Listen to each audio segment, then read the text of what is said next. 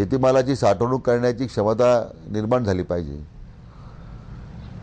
दोन प्रकारची आपण शेतीमालाची चर्चा करतो। एक पेरिशेबल आहे, म्हणजे एक नाशवंत आहे की जो भाजीपाला फळाच्या रूपानं की जो दैनंदिन त्याला मार्केटमध्ये ते बाजारामध्ये यायलाच पाहिजे ते, आणि मग बाकी अन्नधान्य त्या संबंधीचा उल्लेख किंवा फळांच्यावर प्रक्रिया करण्याच्याबद्दलचा वेगळा उल्लेख आपण करतो।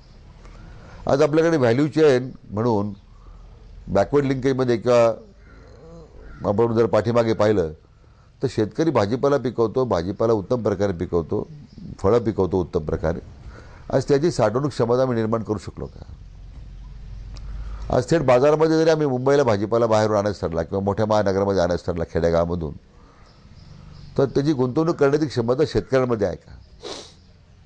आता या सेवा क्षेत्रामध्ये जर अशा प्रकारची गुंतवणूक एवढ्याच्या माध्यमातून जर काही लोक पुढे आली, मग त्यांनी व्हॅल्यू चेन्स, कोल्ड चेन्स निर्माण केल्या, शीत साखळ्या निर्माण केल्या, थोडक्यामध्ये तशा प्रकारची वाहतूक करणारी यंत्रणा विकसित केली, या सगळ्या मोठ्या शहरामध्ये रिटेल आउटलेट्स निर्माण झाली, तर ह्या APMCच्या ज्या कृषी उत्पन्न बाजार समित्या ज्या मक्तेदारी झालेल्या आहेत, त्यांना जी भीती वाटते की आमची मक्तेदारी त्याच्यातून आमची संपुष्टात येईल, ही खरं त्या भीतीपुढे त्याचा विरोध आहे।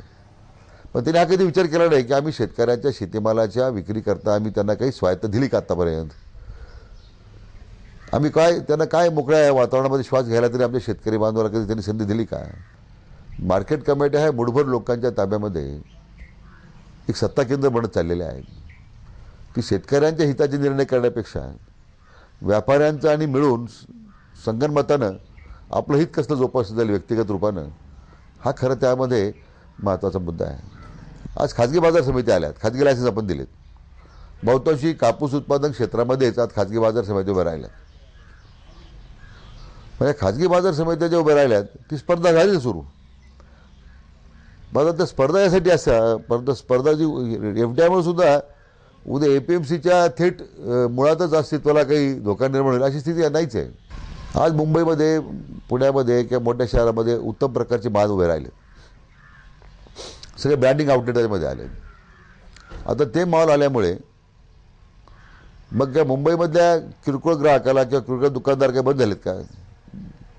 या मोठ्या शहरामधल्या दुकानावर काही परिणाम झाला का? अजिबात नाही। आज अमेरिकेमध्ये किंवा परदेशी किंवा भांडवलदारी देशांमध्ये त्यांच्याकडे असणाऱ्या रिटेल मार्केटमुळं तो जो परिणाम होतो, आज स्पर्धेच्या युगामध्ये जो सक्षमपणे काम करेल, चांगल्या प्रकारची सेवा देईल, गुणवत्ता टिकवेल, त्याच्यासाठी या सगळ्या गोष्टी उपलब्ध आहेत। त्याच्यासाठी या स्पर्धेमध्ये त्याला भीती वाटण्याचं काहीच कारण नाही।